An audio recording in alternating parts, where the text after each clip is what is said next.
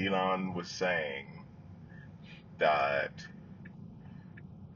AI is going to be a supersonic tsunami Of course. that's coming towards us. That's right. And he showed a little graph of Uh-huh.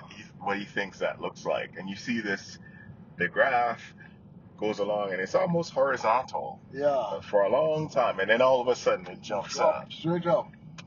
And so Ah. that's one of the things he was emphasizing, Yeah. that in a few years we're going to see that massive jump that Yeah. people aren't going to be anticipating. They're not going to believe it. No, because it's happening. Everything is happening now, but it's so slow, because the things got to be put in place the right way. Hmm. Yeah. So we've got that backlog of 200 cures that the FDA. We've got, all of these breakthroughs in AI, but we don't have robots yet to implement the That's AI. And I know from personal experience right. that when you start using AI, the difference is not small in between what you could do in a given period of time. It's not a small No, difference. it's a big jump for every year. I mean, in my work, You wonder why weren't using this thing all the time? yeah, Yeah. that's true. That's true. Like that one project I had that normally would take me 2 weeks to write and implement the code, and the AI wrote the code in 2 minutes.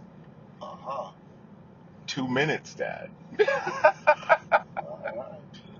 So, and that's with software. The thing is, we don't have AI in the physical world yet. But when you start to see AI walking off the desk as a humanoid robot, this world is not going to be the same. Not at all. Not even close. And so we shall see. One of the things that Tesla was saying is their robot is coming out in this month.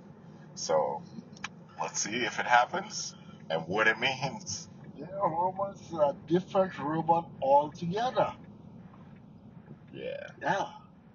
that is true. That's what he claims. It's a special robot. Mm-hmm. You see? So, It's a robot that understands, is being trained to understand the real world. mm-hmm. Yeah. And now that's going to be something. Yeah. That's going to be something. And I would love to see when they open up Optimus Academy to start teaching them. Oh, but that's a story for another day. That's a story for another day, man.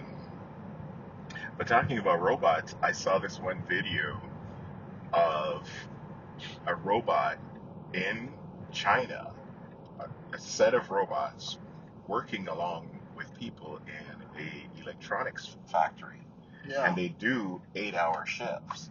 Oh. Yes. And the other factory workers are moving along right with them, and they're humanoids. They're moving back and forth to build the different printed circuit boards. That's today.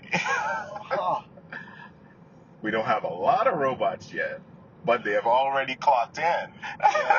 So the robots got your assignment, and the humans got your assignment. Exactly, and they're working next to each other. Yeah.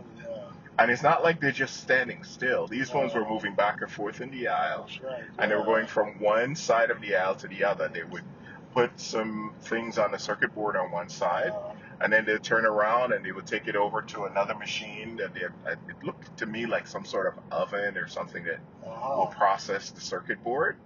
Yeah. They'd come back later on when it was done, pick it up, take it out, put it on the other side, and do whatever else they need to do, and send it down the assembly line. So it's here. It's just really small. It's just like they say that the future is here, but it's not evenly distributed yet. Uh-huh. That's what's going on. So that was pretty cool. That was pretty cool. And then another Chinese lab. Um, Actually, it's a company called Alibaba. Have you heard of Yeah, Alibaba? I'm going to Alibaba. Yeah, that's like they're like the biggest Yeah. marketplace in China. So you can buy just about anything. You want to buy Wow. furniture, you want to buy a house, anything, you go to Alibaba. Mm-hmm. And so they have their own AI division, and they came out with a AI model called Quen, and they released that today. Oh. They released their newest version of that, and it's capable of working on things for several days at a time. Uh-huh. It can write code for days on end Mm-hmm. and do other tasks that take a long time. And that's the big deal about it, because a lot of times when you send your AI off to work, Yeah. it'll get confused, it gets lost, and it spins its wheels, it redoes tasks. So one of the benchmarks that they use for measuring how good and smart an AI is how long can it work at a task and not lose its mind, lose its Yeah. concentration and stuff like that. And this thing can go for days, and it's free. It Yeah. is free, Dad. Free is good. Free is good. Free is good. But it's not by its own itself, because some of the big labs are starting to understand that it's important that we have really good open source AI, or really good free AI. So Uh-huh. Google came out with their own open source AI model that you can run on a regular laptop that doesn't Uh-huh. have like a AI chip in it. I see. So it's only 13 billion parameters, so it's small. But the thing is, they've started, right? I see. It's Yeah. on, it's actually on the map for a major AI lab to come out Uh-huh. with frontier level AI that you can run on your own laptop. Mm-hmm. So we shall see, you know. Um, I was listening to Brian Romilly, the AI chip guy, Uh-huh. and what he was proposing is that they treat AI just like they treat electricity. Uh-huh. Make it cheap, Ah. right? And Yeah. so if it's cheap, a lot of people are going to use it. So the margin is going to be a lot less, Yeah. but everybody will use it. Uh-huh. So I don't know. That's a good question. And Yeah. not everybody agrees that that's the way to go, right? But I do know that there's several, including some really prominent scientists like Tony Seba, Yeah. the futurist that predicted all of this stuff 10 years ago. And one of the things he was saying is he believes that AI is going to become infrastructure, just like you got lights, you got water, you Uh-huh. got sewer, you're going to have AI. So Mm-hmm. it'll be almost free, but we shall see. It's an early call, but Yeah. it seems to be going that way. So, one thing though, I'm going to make sure that my next laptop can run a decent sized AI, so I don't have to pay. All right. So, Ah. yeah, that'd be pretty good.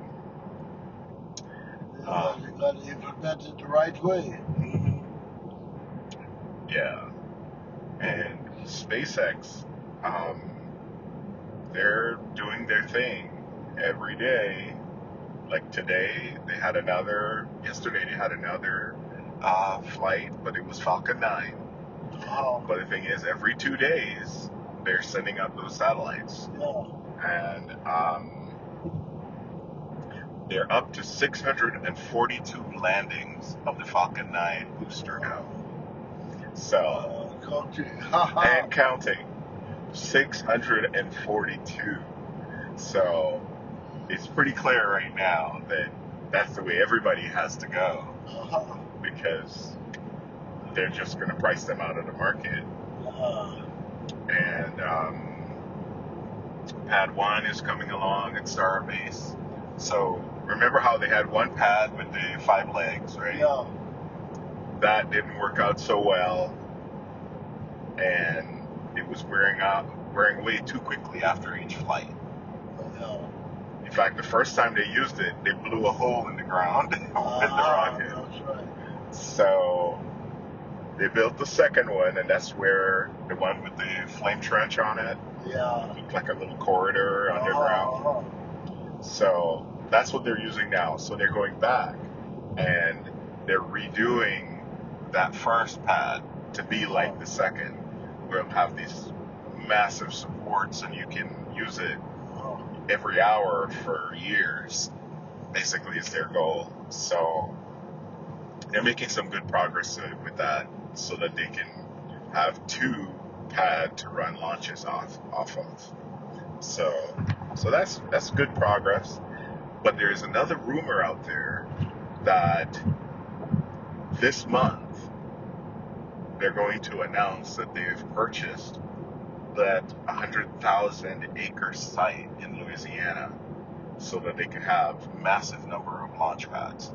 But yeah, I read a rumor today that they said that the governor of Louisiana is going to announce that the land has been sold to SpaceX. Basically, it's going to be like a land transfer. Yeah. Where you get one piece from them and you get another piece somewhere else. No, not that one. That's going to happen around Starbase, where they're going to get some of the old land that used to be a nature preserve, and then they will give double the amount of acres to the government, so that the reserve could expand away from Starbase, right? So that's a separate deal, but apparently the land they're trying to buy in Louisiana actually is owned by ExxonMobil. Wow. It has been since 1950. I see. So, but they got into some sort of trouble, and they got a lawsuit, and they have to get rid of that land. I see. And so the rumor is that SpaceX is going to pick up that land, and it's great because it's already set up with a port so that they could drive ships in. Yeah. There's natural gas supply right there on site. So your infrastructure is already in place. It's already in place, so I'm sure they're going to make a whole lot of launch pads at that location. So we'll see. That's going to be quite something to watch. Yes. And you have spaceships. You gotta have launch pads for them. That's right. It's not like cars where you can just send them off at any time, anywhere. The roads are already there. The roads are already there. And the other thing I think is we're going to get a flight pretty soon, again, because the FAA confirmed that there's no mishap investigation after this past flight. So remember, on this past flight, Flight 13, the booster didn't come down. It didn't survive coming down. Yeah. It came down too quickly because a bunch of its engines didn't light up. So whenever there is a rocket launch where everything does not follow the exact plan, then the FAA has to decide whether to open up a mishap investigation. So, but they decided not to do so. I guess because it just did what every other rocket does. It's just go into the ocean. So they didn't call for no investigation. And no explanation. No explanation needed. You can just go about your business, and we'll leave you alone. So we'll get the work done. We'll get the work done. So, and as far as Tesla goes, the latest Tesla thing that everybody was talking about is that Tesla's full self-driving just passed 13 billion miles. Yeah, 13 billion miles. That's a lot of evidence that you can use to prove whether it's safe or not. And they're going slow because they don't want no mishap. Yeah. Yeah. Well, this is the fleet as a whole, not just the robotaxis by themselves. Yeah. So they're pretty soon the evidence is going to be okay. In my opinion, the evidence is going to be completely incontrovertible that it's much safer than humans. Yeah. You're much better off having the car drive, and I know that from experience because we're doing it right now. And every day, right? That's right. Every day I drive 70 miles, and the car just does the whole thing. So yeah, that was a nice little piece of news. And then there's another new insurance company that's taking advantage of the fact called Lemonade. So they're offering really cheap insurance to everybody with a Tesla that uses full self-driving. Because it's 7.5 times safer than a human. Yeah. Why should you pay more? Yeah. Why should you even pay the same as when a human is driving? If it's so much better. So that was cool. That was pretty cool. This scientist came up with a cure for Alzheimer's using strobe lights. Apparently, there's a certain frequency of light that they can beam into a person's eyes that would help with the Alzheimer's symptoms. Yes, you just wear a certain special glasses for a certain amount of time a day, and it will remove many of the symptoms of Alzheimer's. It turns something on in the brain. Yeah. So that was a nice big Very piece. cool. Oh yeah. And